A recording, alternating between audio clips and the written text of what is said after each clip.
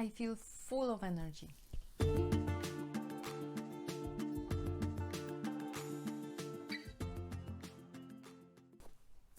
Hey, Gosia, sociologist and psychotherapist, sharing with you my tips and my insights from the mental health and self-discovery. What gives you energy? What takes it away from you? Do you know answers to that questions? Because whatever we do in that crazy world right now, we need to know this. There is already so much of the information, overload of it, so much uncertainty, so much things we have to be doing despite feeling all of it, all of the above, and that we need to realize what on the top of that can take energy from us that we already are kind of juggling to have, and how we can also restore it, how we can charge our batteries, basically. So first of all, we need to know what type of activities make us restore our energy. What things make you really feel alive? What makes you feel right? I'm in the flow. When I do it, I just forget about everything, and I'm just myself. I'm just this kind of true me that is flourishing at that moment. So it's for some people it might be their hobby, whatever it is, whether it being outdoors. I know when I'm recording it right now, we are still in the middle of the lockdown, so I cannot hike, for example, but I can go to the closest park.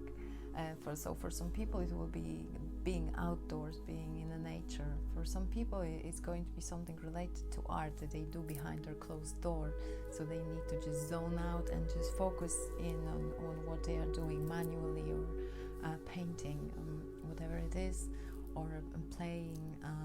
But for some people it can be just watching something that they really like, their documentaries, their series, being with their children, with their animals, with the closest ones. For some people it's just being on their own.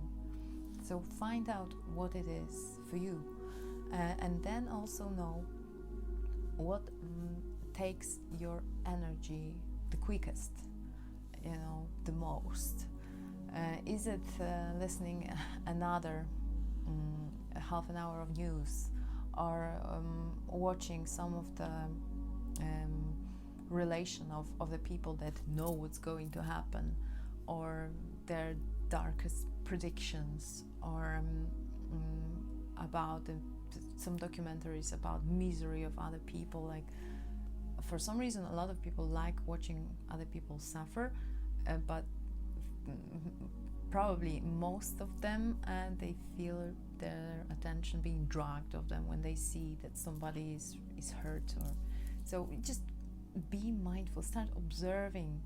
What do you feel when you watch? Are you dealing with something? Are you experiencing the energy increase, or this upliftment feeling, like the warmth in the heart, or like you feel like your eyes, or like a face starts to open, shine, glow, or is it like you start to close yourself within, like, oh, I need to feel safety now, it's so dangerous, it's so fearful, it's so heavy, it's unsafe, and so you feel like you're crunching. What is it, your internal reaction? It's really, the key is awareness. If you know what builds you up, what crumbles you down, then you know in the moment that you need some upliftment, you won't be doing this downgrading activity. Because why would you? As I mentioned, we have limited options at the moment.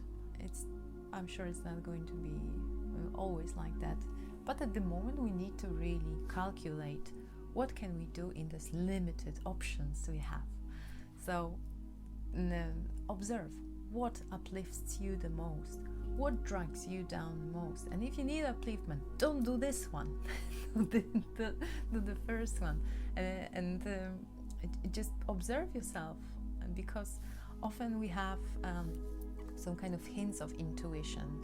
Like if you do it, you will be feeling relaxed, or if you watch that, or if you continue this movie, or if you continue drinking while watching that movie, the spiral can be downwards. So mind yourself, because right now we also need to focus on the self-care, on the things that really give us the best, what we are able to sustain ourselves, our families, and doing what we need to do to just basically move on. Would you like to share what is your uplifting activity? Maybe there are people that share your hobby, or maybe they have similar things that make them happy and glow. I would love to hear that. Share if you feel like. See you next time.